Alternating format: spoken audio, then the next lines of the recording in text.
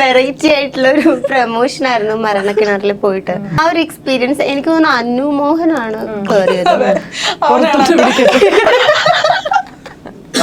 Experience എന്താ അതിന് പോവാഞ്ഞ്? ഇല്ലായിരുന്നു. ഹക്കീമിനെ പറ്റി ഓർക്കുമ്പോ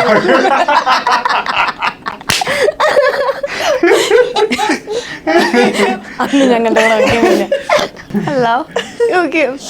മോഹൻ ഒരു വളരെ നല്ലൊരു എക്സ്പീരിയൻസ് മരണക്കിണറിൽ പോയത്.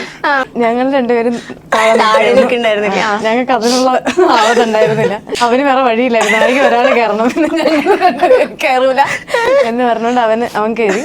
അതിനെ കയറിയപ്പം ഒരു കൊടി വീശി കാണിക്കുന്നുണ്ടായിരുന്നു. ആ കൊടി ഊരി പോയി. പിന്നെ അവൻ അതിനകത്തിരുന്ന് ആ ഓടുന്ന വണ്ടിയിലിരുന്ന് അത് കെട്ടി. കാരണം അത് കാണിച്ചാലേ വണ്ടി നിർത്തുള്ളൂ.